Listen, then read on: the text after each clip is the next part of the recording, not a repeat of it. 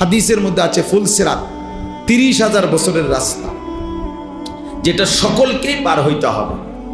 ওয়া ইম মিনকুম ইল্লা ওয়ারিদুহা, আল্লাহ তাআলা কোরআনে বলছে এমন কেউ হবে না যাকে এটা পার হতে হবে, সে নবী হোক, সে ওলি হোক, আর সে কাফের হোক, মানে অনুগত অবাধ্য, সকলকে এটার উপরে কি করতে হবে?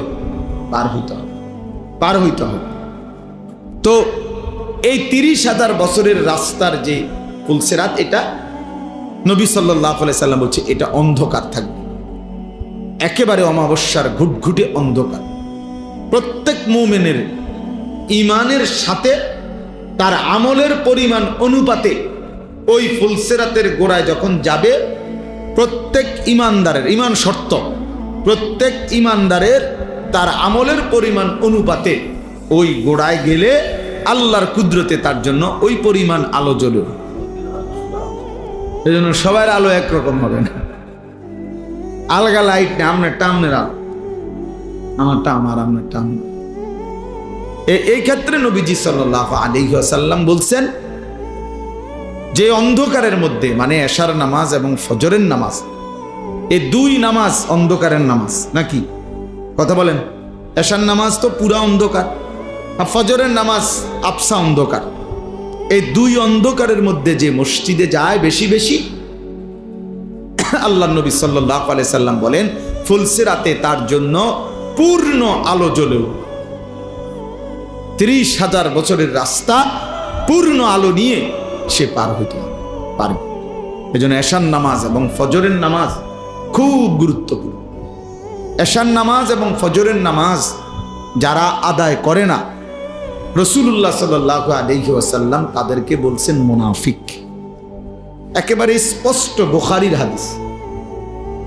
ওই অপদার্থ হলো মুনাফিক, যে অপদার্থ এশা এবং ফজরের নামাজ পড়ে না। এই দৃষ্টিতে আপনাদের আমাদের অসংখ্য সন্তান, অসংখ্য মুসলমান যারা প্রতিনিয়ত ফজরের নামাজ পড়ে না, এদেরকে বলে রাখেন যে প্রত্যেকেই যেন ভোটার আইডি কার্ড, জন্ম নিবন্ধন সনদ এবং পাসপোর্ট, যেখানে ধর্মের পাশে ইসলাম লিখছে এটা যেন চেঞ্জ করে, বরং এটা যেন শুধরাইয়া লিখে নেয় এফিডেভিট করে যে আসলে আমি মুসলমান না, আমি মুনাফিক। কেন? আমি ফজরের নামাজ পড়ি না, ফজরের নামাজ পড়ার জন্য কোনো প্রস্তুতিও নাই, আমার মানসিকতাও না। এমন অসংখ্য জানোয়ার আছে, হাইওয়ান আছে, যে হাইওয়ানের কলিজার ভিতরেও খোদার এক বছরে 365 দিনে কোনোদিন এই জানোয়ার বলতে পারবে না ফজরের নামাজ কাকে বলে। এটা আস্তা জানোয়ার, আস্তা জানোয়ার, এটা পুরাটা জানোয়ার, এটা পুরাটা জানোয়ার। এটা মানুষ নামের পশু ছাড়া আর কিছু না। 365 দিন নাফরমান, তুই মানুষের বাচ্চা বেটা, কোনদিন ফজরের নামাজ পড়বি না। এত বড় বেহায়া বেশরম মুসলমান হয় কি? এত বড় নিকৃষ্ট মানুষ মুসলমান হবে? মুনাফিক। আল্লাহ রাসূল বলছে বেটা, নবী বলছে মুনাফিক, এটা আস্তা মুনাফিক। আর মুনাফিক সমস্ত বেঈমানের মধ্যে সবচেয়ে নিকৃষ্ট হলো কে?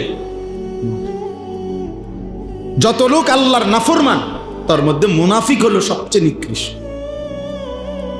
হযরত আব্দুল্লাহ ইবনে ওমর, হাদিসে আছে, নবীজির বিখ্যাত সাহাবী আব্দুল্লাহ ইবনে ওমর রাদিয়াল্লাহু তাআলা আনহুমা, তিনি বলছেন নবীজির জামানায় আমরা মুনাফিক চিনতাম এশা এবং ফজরের জামাতে অনুপস্থিতি দেখে।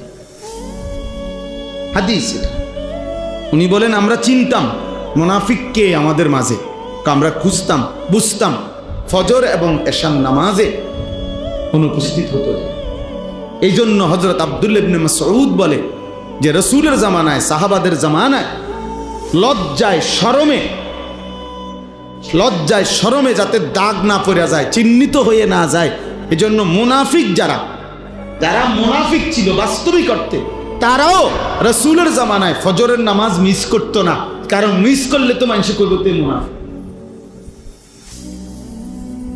অথচ সে বাস্তবিকে কি?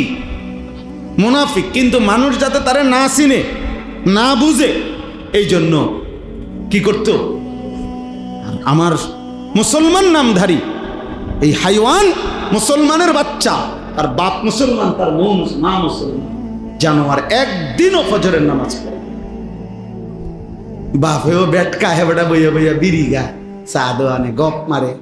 আল্লাহর রহমতে আমনের দোয়ায় জিভুত একটা লাইন হইছে। কিতা লাইন হইছে? টিয়া ফাড়া বিদেশ লাইন হইছে। টিয়া ফাড়াইলে বুঝি লাইন হয়? হ্যাঁ, বিদেশ গেলেই বুঝি জিভুত লাইন হয়ে গেছে। এটা বুঝি কত হইলো। আর আমরা যারা দেশে আমরা চিড়িয়া খাই, এটা বুঝি কথা হইল। বিদেশ যাওয়া নিষেধ না, এটা গুনাহ, এটাও বলি না, কিন্তু এটা বুঝি এটা কথা হইলো যে আল্লাহর রহমতে তারা 3 জন এখন একটা লাইনে পড়ছে। কিতা? টেহা রোজগার করে, টাকা রোজগার করে, এবার খুশি। মানুষের তে গপ মারে, চা দোয়ানে বইয়া বই। হ্যাঁ, লম্বা লম্বা কথা, লম্বা লম্বা। ভালো খাইতে পারতেছে, শেষ বয়স, আপেল খায়, মালটা খায়, চা খায়, গম খায়, গপ মারে। আর কি বাজার হইতেছে, খাইতে আছে, ফুতে টেয়া ফাটাইতে আছে। হালাল হারাম এত কিছু টোয়ানের সময় আসেনি। হালাল না হারাম সেটা দরকার কি? আমার দরকার টাকা, আমার দরকার বাতে না। আস্তাগফিরুল্লাহ, আস্তাগফিরুল্লাহ। ভুলে গেলে চলবে না, আখিরাত নিশ্চিত, মৃত্যু আমাদের নিশ্চিত, কবর আমাদের নিশ্চিত। ভুলে গেলে চলবে না। জাহান্নামের আযাব বড় ভয়ানক আযাব, বড় ভয়ানক আযাব। আল্লাহ তাআলা কোরআনুল কারীমে বলছেন, কাল্লা সাউফা তা'লামুন। বান্দা শোনো, মনে রেখো বান্দা, দুনিয়া নিয়ে ব্যস্ত হয়ে গেলা। আলহাকুমুত তাকাসুর, দুনিয়া বাড়ানোর নেশা তোমাদেরকে আমি আল্লাহ থেকে, ইবাদত থেকে গাফেল করে দিল। হাত্তা জুরতুমুল মাকাবির, মনে রেখো এরই মধ্যে একদিন তুমি পৌঁছে যাবে কবরস্থান। মনোযোগ দিলেও মরে যাইবা, অমনোযোগ হইলেও মরে যাইবা, সেজদা দিলেও মরে যাইবা, নাফরমানি করলেও মরে যাবে। ইব্রাহিম নবীরও মৃত্যু হইছে, নমরুদেরও মৃত্যু হইছে, মুসা নবীও ইন্তেকাল করছে, ফেরাউনও কি করছে? তার মানে অনুগতও থাকে নাই, অবাধ্য থাকে নাই, চলেই যাবা। তবে কাল্লা সাউফা তা'লামুন, আল্লাহ বলেন অচিরেই কবরে আমি আল্লাহ তোমারে জানায় দেব, বুঝায় দেব আমার এক এক নাফরমানির শাস্তি আমি দেখায় দেব।